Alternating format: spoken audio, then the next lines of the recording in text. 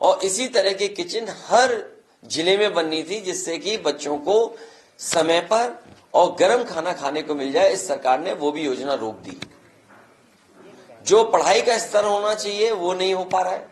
शिक्षक की भर्ती जिस बड़े पैमाने पे होनी चाहिए थी वो नहीं हो पा रही।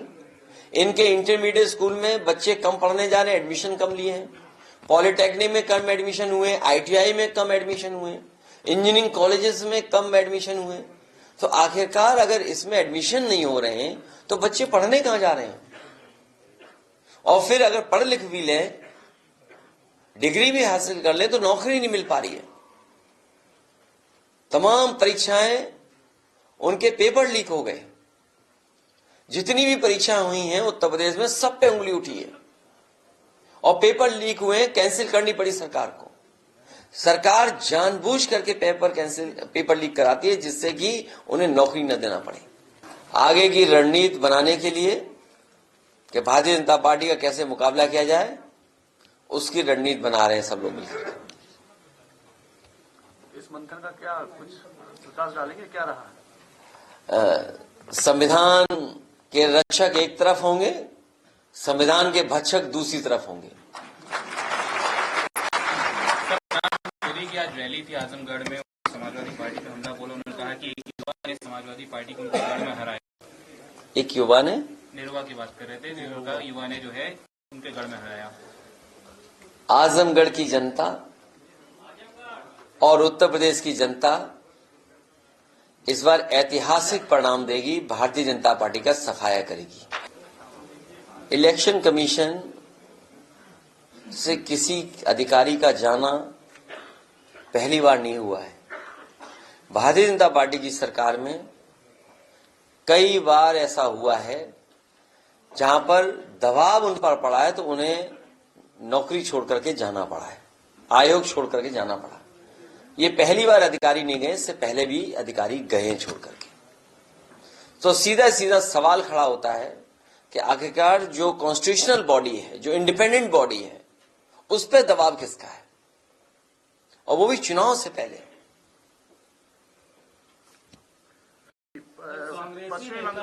पश्चिमी बंगाल में ममता बनर्जी जी अलग चुनाव लड़ने का सभी सीटों पर टिकट उन्होंने डिक्लेयर कर दिया है। उनकी रैली नहीं है, मैं लोगों से मिला था, मुझे जानकारी नहीं है। सर, जयराम रमेश ने भी टीएमसी पे हमला बोला। उन्होंने कहा कि बंगाल में भी वो साथ लड़े, लेकिन एक तरफा सीटें साझा करना ये ठीक नहीं है। चित्रकूट का एयरपोर्ट उद्घाटन आज हुआ है। आजमगढ़ का एयरपोर्ट नेताजी और समाजवादी पार्टी ने बनाया था, उसका उद्घाटन हुआ है। मुरादाबाद का एयरपोर्ट नेताजी और समाजवादी पार्टी ने बनाया था, उसका उद्घाटन हुआ है। अरे ये सरकार अपना कुछ बनाए हुए का उद्घाटन करेगी कि दूसरों का ही उद्घाटन करती रहेगी? तो डबल इंजन की सरकार, और सोचिए कि एयरपोर्ट नहीं बना पा रहे, और जहां एयरपोर्ट बने भी हैं हवाई जहाज नहीं उतर रहे हैं। एक रसूलाबाद में बनाया था हवाई पट्टी, सरकार बनते ही इन्होंने हवाई जहाज उतार दिया उसको, और आज वह बबूल उग गया है। पूरी हवाई पट्टी में बबूल है। अब बताओ बबूल कौन हटाएगा जाके रसूलाबाद से? तो ये केवल दिखावा है।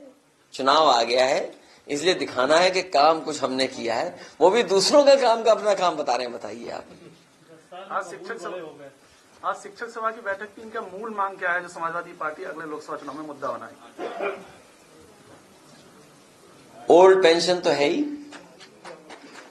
और वित्त विहीन वालों की हमने मदद की थी, वो भी मुद्दा है, और शिक्षा का स्तर बेहतर हो, और शिक्षा मित्रों को जो समायोजन या जो व्यवस्था समाजवादी पार्टी कर रही थी वही रास्ता है शिक्षा मित्रों का, जिससे कि उसी तरह का शिक्षक की तरह वो काम कर पाएंगे। लेकिन शिक्षा मित्रों के साथ भी भारतीय जनता पार्टी ने धोखा किया। अगर शिक्षा मित्रों की कोई मदद कर सकता है तो वो है केवल समाजवादी पार्टी।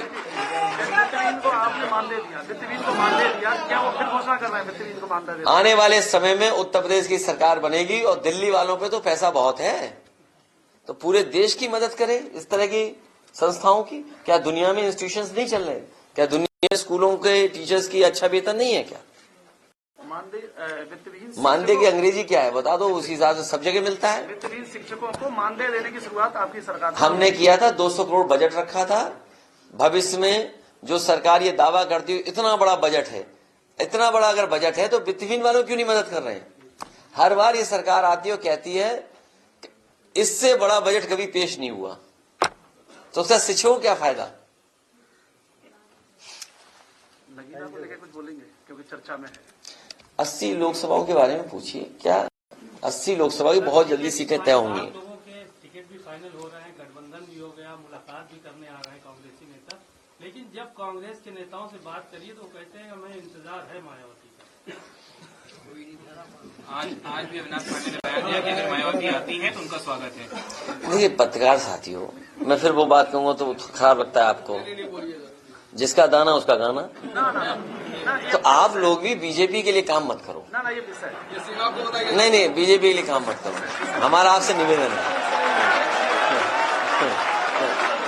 क्योंकि हमें भी कभी कभी लगता है कि हम क्यों बार बार ये बात कहते हैं, नहीं कहना चाहिए, लेकिन क्या कहें, कहना पड़ता है। नहीं आज, लेकिन वो बहुत जल्दी हो गए टिकट सब, हो जाएगा, भी तय हो जाएगी, पार्टी तय कर देगी, पार्टी तय कर देगी। एमएलसी का टिकट मतलब अब तो घोषित हो जाना चाहिए, आपको फोन चलेगा तो मीडिया को बताने में नहीं, पार्टी को तय कर देंगे ना, पार्टी तय कर देगी। तो क्या नामांकन में फोटो खींचने नहीं आओगे?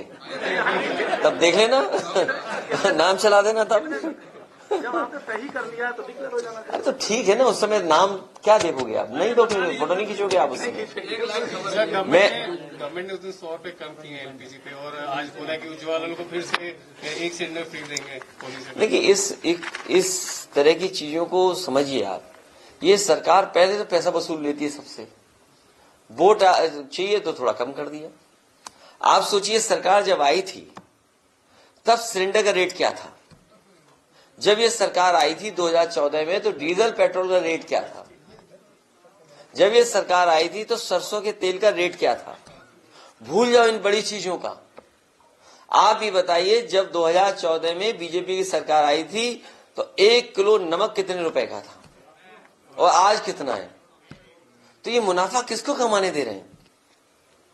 तो ये मुनाफा कमा लेने देते हैं और उसके बाद 100 रुपए कम कर देते हैं। वो तो ये पार्ले जी से सीखे,